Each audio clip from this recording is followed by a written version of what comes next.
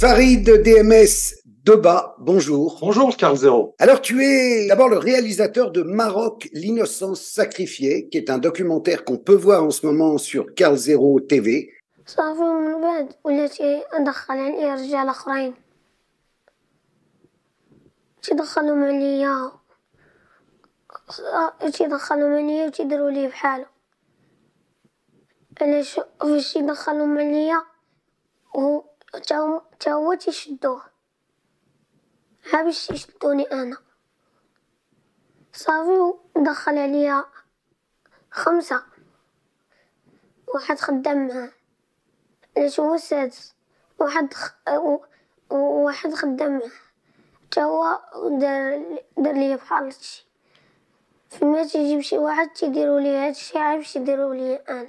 Comme tu dois le savoir, c'est assez compliqué, c'est très difficile de diffuser ce genre de contenu dans les médias mainstream. Donc vraiment, en tournant ce documentaire, je savais que j'allais avoir des difficultés au niveau de la diffusion, mais pas à ce point. Pas à ce point. Tu es également le président pour l'Europe de Touche pas à mon enfant, qui est une ONG, une association, une fondation.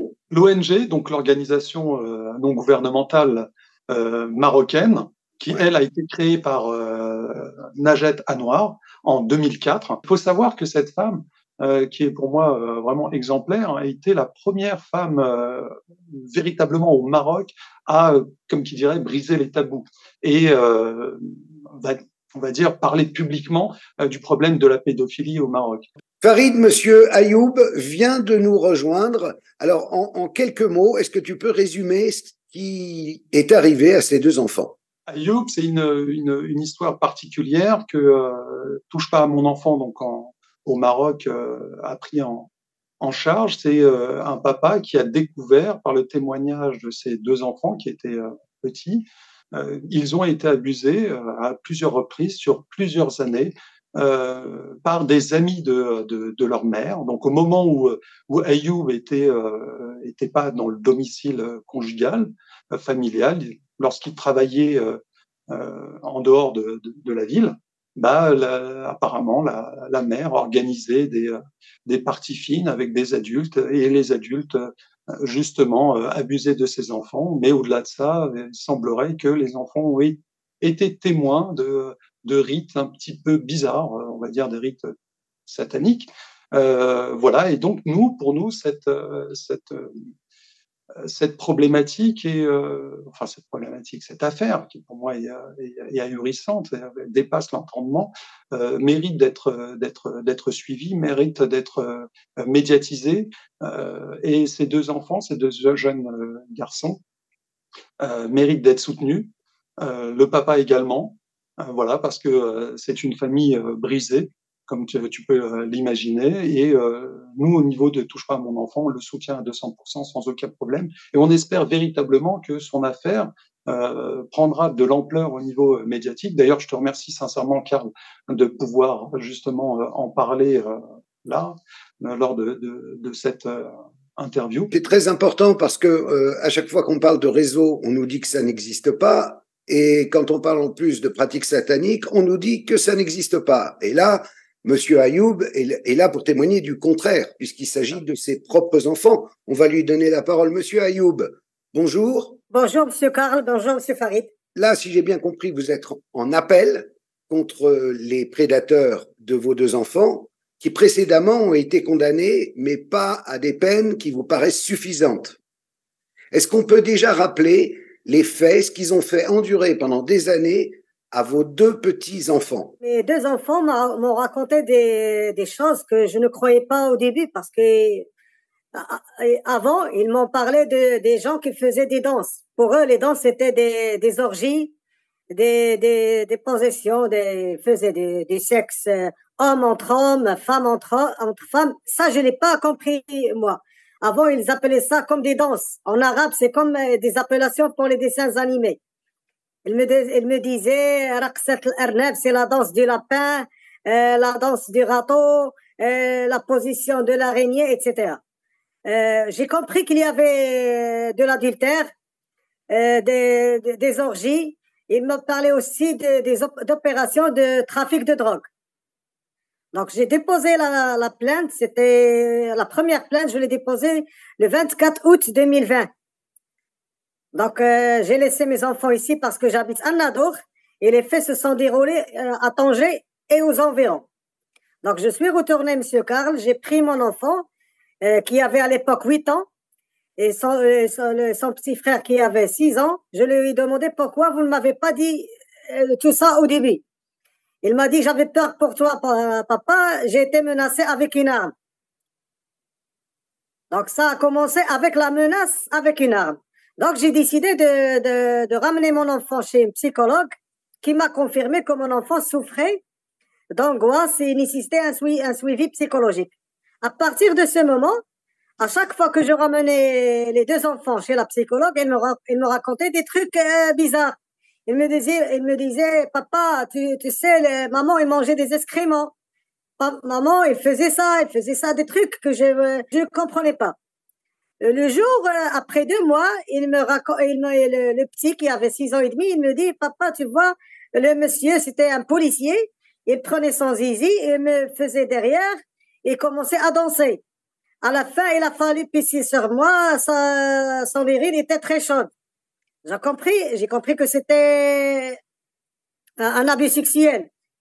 J'étais sur l'autoroute, j'ai failli avoir un accident, donc je me suis arrêtée. Je me suis calmée, j'ai appelé la psychologue qui m'a demandé de voir avec un pédopsychiatre. C'est les faits, l'histoire, elle commence à partir du jour où j'ai vu le pédopsychiatre. Parce que le pédopsychiatre, sur son rapport que j'ai envoyé à M. Farid, il me confirme que les enfants, ils ont été victimes d'abus sexuels pendant plusieurs mois et qu'ils étaient menacés et qu'ils avaient peur pour la vie de leur père et de leur frère. Donc, après, j'ai déposé une plainte à Tanger, mais ça, c'est une histoire. Donc, je suis un peu vos reportages. À Tanger, la personne qui était responsable de l'affaire, c'est pire. Alors, je vous donne un exemple. Il commence à poser des questions futiles et banales qui n'ont rien à voir avec les agressions sexuelles. Puis, il sort pour se laver, pour faire la prière. Et il nous dit, attendez, vous allez sortir, on a une intervention, je vais revenir. Donc, l'enfant, il ne pouvait pas répondre. Donc, il a pris quelques questions, quelques réponses. Et après, on est parti. Avec le temps, les enfants, ils me disent, papa, les gens, ils mélangeaient des excréments, de l'urine, du sang, et qu'ils mangeaient. Donc, pour eux, l'urine, moi, j'ai compris avec le temps, ils me disaient, l'urine, il avait une couleur semblable à celle du lait. Donc, j'ai compris que c'était du sperme. Donc, en posant des questions aux enfants, et ils me racontent que les gens se faisaient entailler le bras. Il y avait plus d'une douzaine d'hommes et femmes. Ils s'entaillaient les bras. Ils prenaient le sang qu'ils mettaient dans les bouteilles en plastique. Ils mélangeaient ça avec les excréments. Avec les excréments et les spermes. Les enfants, ils me disaient, ils urinaient dans des ballons. Alors, c'était des préservatifs. Donc, ils mélangeaient tout ça, ils me le mettaient dans un seau, un grand seau métallique.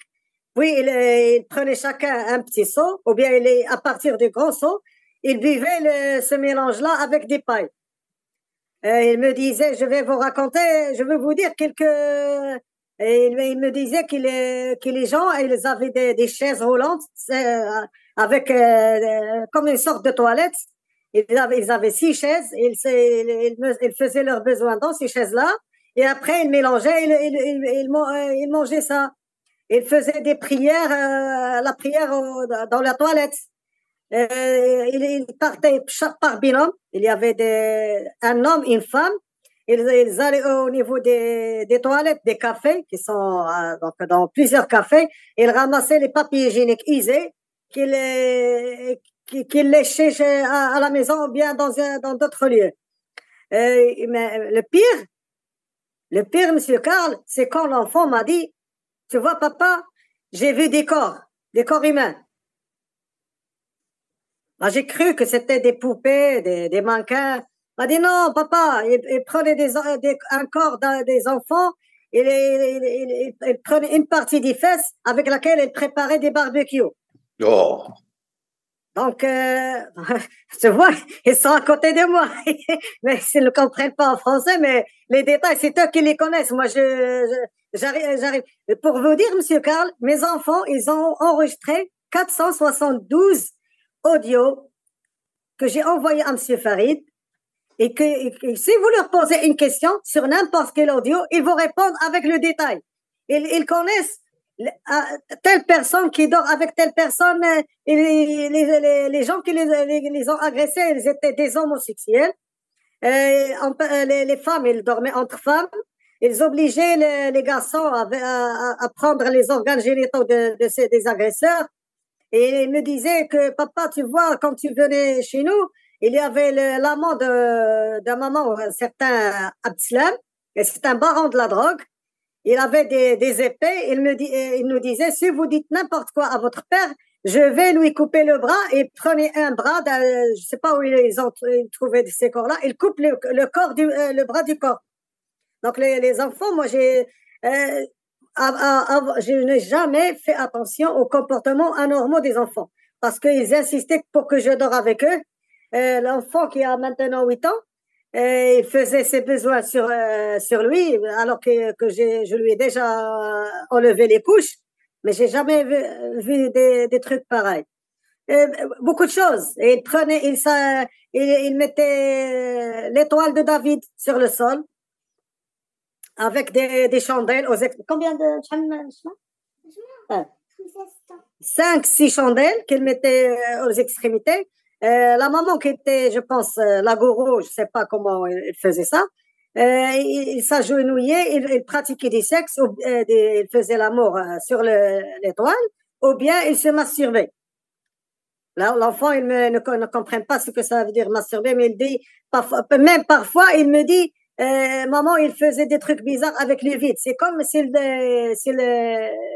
faisait l'amour avec un démon, ou bien je sais pas comment expliquer ça. C'était de la sorcellerie? À chaque fois que je dis que j'ai compris, je dis que je n'ai rien compris. Et ça avance. C'était la sorcellerie et c'était pire. Parce que je vais vous dire une chose, Monsieur Karl, au Maroc, on a ce qu'on appelle les enfants Zohri. Oui. Les enfants Zohri, ce sont des enfants qu'on sacrifie. Mes 2 enfants, ils m'ont dit, tu sais, papa, un jour, Abdeslam, il a mis l'épée sur ma poitrine. Il m'a dit, je vais te gorger ce jour. Et là, il l'a fait saigner. Sa maman lui a répondu, attends, ne fais rien, on a encore besoin d'eux. Moi, je comprends pas ce que ça veut dire Zohri, comment les gens arrivent à identifier, mais j'ai ramené chez quelqu'un qui comprend très bien ces choses-là. Il m'a dit, tu sais, je veux pas te faire peur, mais tes enfants, ils sont Zohri. Fais très attention. Un jour, ils vont les choper et peut-être les égorger. C'est pour ça qu'aujourd'hui, vous êtes flouté, que Ayoub, ça n'est pas votre vrai nom. Vous avez peur? Vous avez peur d'une vengeance de ces personnes-là? Bien sûr que j'ai toujours peur. J'ai peur, j'ai changé. Et ils sont venus chercher les enfants plusieurs fois. J'ai déménagé. Ma nouvelle adresse, je ne l'ai pas encore communiquée. J'ai pas refait mon passeport, ni celui des enfants, ni ma carte d'identité, parce que j'ai peur qu'ils trouvent mon adresse. Ça d'un point. Le deuxième point, c'est que mes enfants, maintenant, ils commencent à grandir. Ils ne veulent pas que les gens connaissent leur vraie identité. Bien sûr. Ils comprennent ce qui leur est arrivé. Avant, pour eux, tu vois, ils étaient agressés sexuellement. Ils ont vu les hommes se faire sodomiser entre eux. Les enfants, comme par nature, ils comprenaient que c'était pas bien, mais ils ne comprenaient pas ce que ça signifiait. Maintenant, ils comprennent. Et psychologiquement, comment ils sont? Psychologiquement, ils suivent avec une psychologue, ça fait presque 3 ans. À chaque fois que la psychologue me dit OK, c'est fini, mais l'enfant, celui qui a 8 ans, qui a 9 ans maintenant, il dort toujours à mes côtés. Je le mets dans son lit, dans sa chambre. À 2h, 3h, 4h du matin, il se réveille et il vient dormir avec nous. Ils ont peur du noir, ils ont vraiment peur. Et ce qui est malheureux, c'est que ces enfants-là, on leur a fait vraiment souffrir, Monsieur Karl. 2 enfants qu'on fait venir de Nador à Tanger 8 fois pour voir la police, juste pour approfondir les investigations. Je leur donne le nom du policier qui les a agressés et il modifie les noms. Il modifie les noms. Même j'ai identifié des agresseurs avec des photos. Et lorsqu'on part devant l'adjoint, le substitut de procureur, il nous ramène une personne qui n'a rien à voir avec la plainte. Je fais une autre plainte au niveau du parquet général à Rabat. Ils me disent, on a perdu le CD. Et lorsque je fais la plainte, ils me disent, pourquoi vous avez fait cette plainte? Non, on a ce CD. Donc, c'est une complaisance, c'est une connivence entre plusieurs personnes parce que les gens de la drogue, ils sont tellement puissants. Et surtout avec le principal suspect qui est Abdeslam, qui est en fuite, en délit de fuite. Je ne sais pas comment ils ont fait pour le laisser échapper. En principe, si quelqu'un agresse un enfant et que l'enfant l'identifie avec 3 ou 4 présentations devant le procureur, il doit être mis aux arrêts, en garde à vue. Alors que je vous raconte la petite histoire de ce Abdeslam, il y avait un suspect que les policiers n'ont pas ramené au début. Donc, ils l'ont mis avec plusieurs personnes dans une chambre derrière des vitres. Et les enfants, on l'identifie de premier coup. Le problème, c'est qu'en arrivant au sein de la préfecture de police, le Abdeslam, ce baron de la drogue, il était avec l'officier chargé de l'affaire. Qu'est-ce qu'il faisait? Comment il a su que les enfants ont pu identifier l'agresseur? Le lendemain, il ne s'est plus présenté au tribunal. Farid, tu veux intervenir? Oui, justement, j'aimerais bien que Ayoub puisse nous parler de ces rendez-vous justement dans cette fameuse ferme, mais surtout qu'il puisse décrire, enfin les enfants qui lui ont raconté les faits dans cette fameuse ferme, et surtout les gens qui fréquentaient cette ferme-là. Et c'est dans cette ferme, parce qu'il y a 2 lieux apparemment, l'appartement, donc enfin l'habitation de Ayoub avec sa femme et ses enfants, qui était un lieu de viol, de crime, mais il y avait un autre lieu, donc cette fameuse ferme, qui était apparemment en dehors de la ville, elle n'est pas identifiée pour l'instant, dans laquelle les enfants ont séjourné plusieurs fois, et c'est dans cet endroit-là que justement ils ont assisté à ces fameux rites. Mais j'aimerais bien que Ayoub approfondisse un petit peu justement ces rites-là dans cette ferme, et surtout comment les enfants ont identifié ces gens-là, mais quel genre de personnes étaient dans cette ferme-là. Je crois qu'Ayoub a compris là où je voulais en venir. Ces gens-là, ils étaient je peux les diviser en 2 catégories. Il y avait les gens qui étaient généralement chez moi, donc ceux qui faisaient des rites sataniques avec des excréments, des orgies, etc.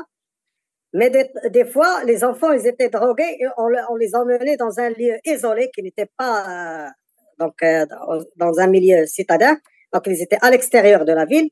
Donc, dans cette ferme, les enfants, ils ont donné les détails de la ferme. C'est-à-dire la clôture, comment elle était, la porte, la maison qui était une grande maison. Donc, ils ont dit que c'est à peu près 200 mètres carrés qui étaient bâtis. Donc, c'était un sous-sol et un deuxième sous-sol et 4 niveaux. Il y avait des voitures de luxe, des Porsche, des Ferrari. Ils ont identifié les couleurs des voitures, le type de voiture. Et en sous-sol, ils avaient des voitures et ils avaient des frigos où il y avait des parties de corps humains. Donc, il y avait des corps humains. Et ils ont une grande salle informatique vitrée qui était peinte en blanc. Et ils avaient des caméras. Donc, pour rappel, les enfants, ils étaient filmés. À chaque fois que les agresseurs abusaient des enfants, ceux-ci utilisaient un téléphone portable et un appareil, et c'était toujours le même téléphone et le même appareil. Donc, ils n'utilisaient pas plusieurs appareils. Avant de partir à la ferme, les enfants m'ont dit que ces gens-là les obligeaient à boire une sorte de jus d'orange. Donc, c'était un somnifère. Les enfants étaient endormis à partir de Tanger, et lorsqu'ils arrivaient à la ferme, ils se réveillaient. Là, dans la ferme, c'était toujours la même chose. C'est des orgies, la drogue, le sexe, les corps humains. Donc, ils sacrifiaient des corps humains. Parfois, ils sacrifiaient des chevaux. Donc, ils ramenaient un chevaux qu'ils mettaient sur un étal et qu'ils égorgeaient et qu'ils mangeaient. C'est là où ils ont vu les barbecues avec de la chair humaine. Parfois, ils avaient une sorte de tente. Ils restaient dehors dans des tentes, des petites tentes par binôme, c'est-à-dire un homme, une femme ou bien deux hommes. Et ils se prosternaient devant la lune avec des périodes bien déterminées. C'est quoi encore? Hein? Oui. Le pire, c'est qu'ils s'entraînaient à utiliser des armes à feu. Donc, pour que M. Karl et vous, M. Farid, soyez au courant, donc j'ai fait une autre plainte après la fin des investigations. Donc, mes enfants, ils ont été entendus par la Brigade nationale de la police judiciaire à Casa pendant 3 jours. Et c'est, M. Farid, vous savez ce que ça veut dire, la Brigade nationale de la police judiciaire. Donc, c'est même moi qui est un adulte, si je mens, et ils peuvent tout de suite le découvrir. Donc, mais les enfants, ils sont restés 3 jours. Les enfants, ils n'ont changé aucun mot. Donc, tout ce que je vous raconte, et surtout sur les 472 audios, les enfants, ils ont tout expliqué avec le détail. Mais ce qui nous ramène aux investigations de M. Karl, c'est que les enfants, ils ont vu des gens masqués. Des gens masqués avec des capes et des couleurs bien identifiées. Et derrière leur cape, ils étaient identifiés avec des lettres, que ce soit en arabe ou en français, et des chiffres. Ils ne s'appelaient pas par leur nom. Il y avait même des gens qui étaient habillés avec les habits traditionnels arabes. C'est la kifia et le zéro sur la tête. Donc, ça fait penser quoi? À une société secrète, un peu? C'est ce que j'ai compris. Les enfants, ils ont été témoins que ces gens-là, ils se réunissaient dans un coin isolé, je ne sais pas dans quelle région, parce qu'ils ne savaient pas où ils étaient. Il y avait une sorte de minibus qui prenait ces gens-là et qui les faisait venir dans cette ferme. Le chauffeur de minibus, c'était le fameux Abdeslam, qui est toujours en fuite. Et ils étaient combien en tout? Entre 30 et 50 personnes. Ah oui. Un autre détail, c'est qu'ils étaient tous des hommes. Il n'y avait pas de femmes avec eux. Pour ce qui est pas de ces 50 personnes, mais pour ce qui est des personnes au départ, ils ont été condamnés, non? 4 des personnes ont été condamnées. Les autres, le juge d'instruction, il a libéré le policier. Alors que c'était le principal accusé. Il a libéré le mari de la grand-mère des enfants parce qu'il a abusé de psy. Ils n'ont pas fait appel à d'autres suspects qu'on a identifiés. Les gens, au début, ils ont nié qu'ils se connaissaient entre eux. Ils ont dit qu'aucun ne connaissait l'autre.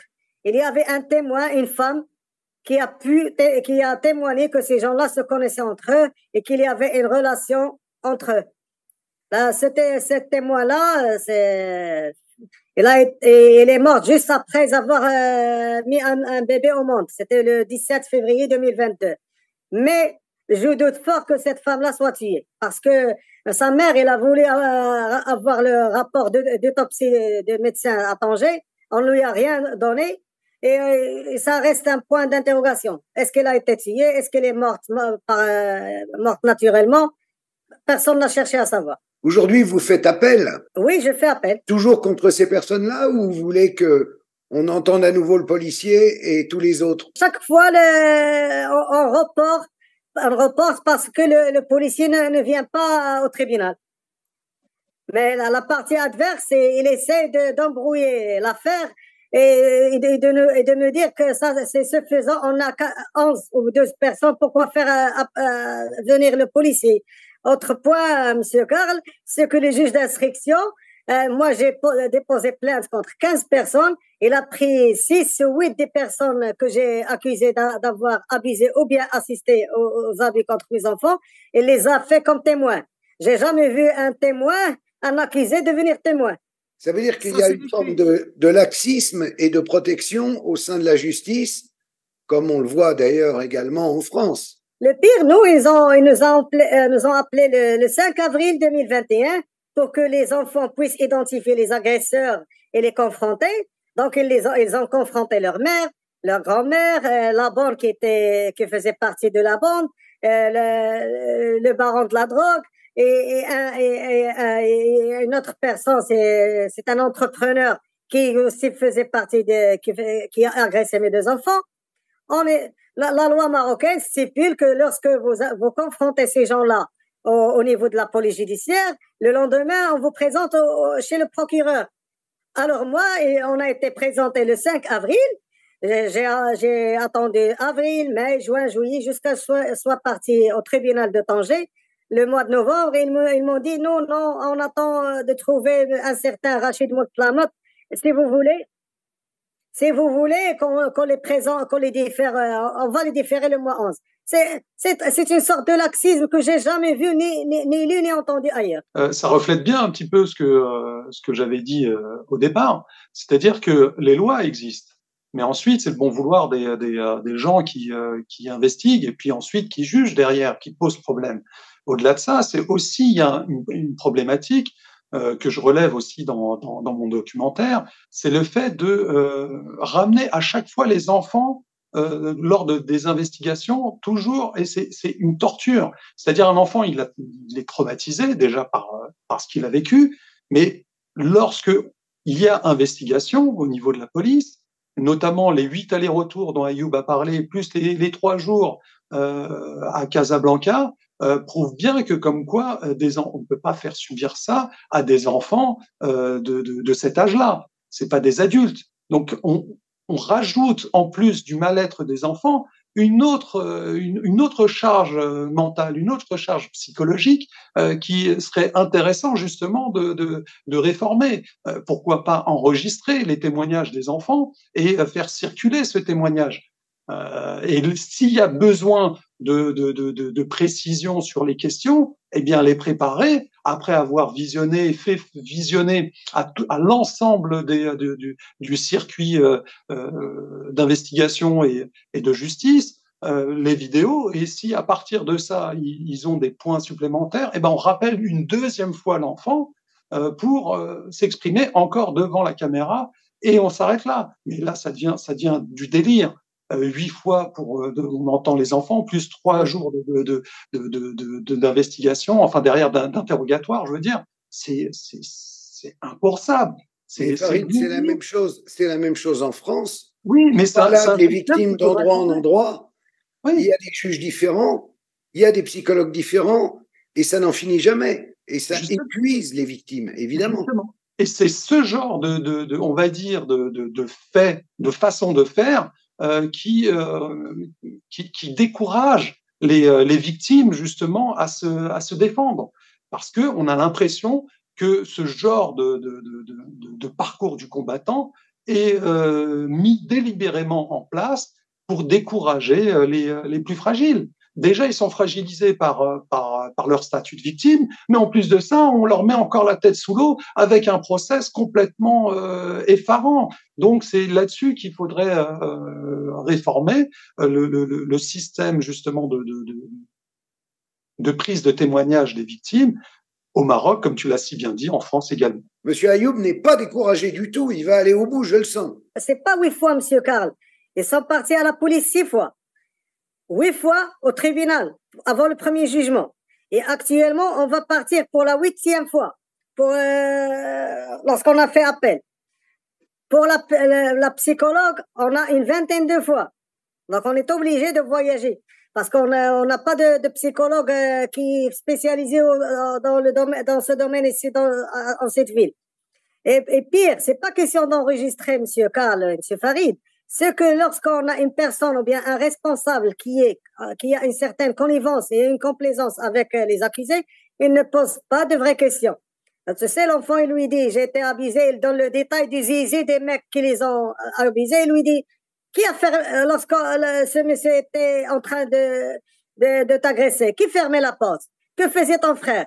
Et qu'est-ce qu'il regardait à la télé? Et après, il lui dit, mais qui descendait ouvrir la porte? Mais qui fermait la porte? Du moment qu'il sent que l'enfant donne les détails et donne des réponses qui sont claires et bien définies, il ne pose pas les vraies questions ou bien les questions qui sont objectives, qui cherchent à à confirmer l'abus sexuel ou bien les agissements autres.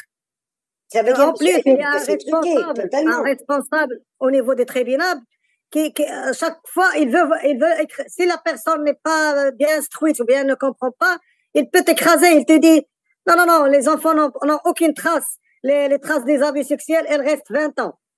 Mais ça, c'est un haut responsable du tribunal. Je sais pas où il a trouvé ces 20 ans, alors que j'ai étudié toutes les recherches sur les abus sexuels. Il y a des abus sexuels dont les traces disparaissent après 24 heures, 3 jours, une semaine. 20 ans, je sais pas où il a trouvé ça. Et le pire, les enfants, ils ont été abusés pendant plusieurs années, plusieurs mois. Ils me l'ont raconté après 7 ou 8 mois, date du dernier abus sexuel. Ils me demandent de faire l'expertise. Vous savez ce que c'est que l'expertise dans notre hôpital? C'est que le médecin, il prend son doigt, il le met dans l'anus de l'enfant qui commence à crier parce que l'enfant, il a été déjà victime d'abus sexuels et que la Convention des Nations Unies interdit cette pratique-là. Lui, il met son doigt dans l'anus de l'enfant, il vous dit, non, il n'y a pas de trace. C'est ça ce que je veux faire entendre aux gens pour que les gens comprennent ce qui se passe. Oui, c'est effrayant. Et l'enfant au tribunal, c'est pire. Il nous fasse venir à 9h, on reste jusqu'à midi pour qu'il nous appelle, et puis ils nous disent, on reporte. Et le jour du jugement, on est resté de 8h jusqu'à 22h au tribunal. Et le jugement a été prononcé vers 5h du matin. Un enfant qui reste au tribunal pendant 16 ou 14 heures, vraiment, c'est du jamais vu. Et pire, il faisait des reports. Les enfants, la partie adverse, on voulait kidnapper les enfants à l'intérieur du tribunal. On a été attaqué par une vingtaine ou 30 personnes. Heureusement qu'il y avait des avocats qui ont protégé les enfants parce qu'ils ont compris qu'il y avait quelque chose allait mal. J'ai fait une plainte, j'ai dit aux gens, voilà, vous pouvez consulter la vidéosurveillance et vous allez trouver les agresseurs qui voulaient kidnapper mes enfants. À ce jour, rien n'a été fait. Merci, Monsieur Ayoub, pour le courage que vous avez de nous raconter ce calvaire. J'espère que la justice marocaine va être efficace. J'ai confiance dans la justice marocaine parce que, vous savez, avec tout le calvaire qu'on a dû supporter, le jour du jugement, le juge que je respecte, que je salue à partir de votre chaîne, il a posé une multitude de questions aux enfants. L'avocat de la partie adverse, il a posé plus d'une cinquantaine de questions aux enfants. Ils ont répondu clairement et avec le détail près, sans aucune faute. Ça, j'espère que tous les juges sont pareils à celui qui a prononcé le jugement, même s'il paraît que le jugement était insuffisant, mais c'est pas de sa faute, c'est pas là pour le défendre, mais c'est la faute aux gens qui ont fait les investigations, les recherches depuis le début. Farid, le mot de la fin? Oui, déjà, le mot de la fin sera évidemment pour ces deux petits anges que je salue, que j'embrasse. De tout mon cœur, ils ont mon soutien.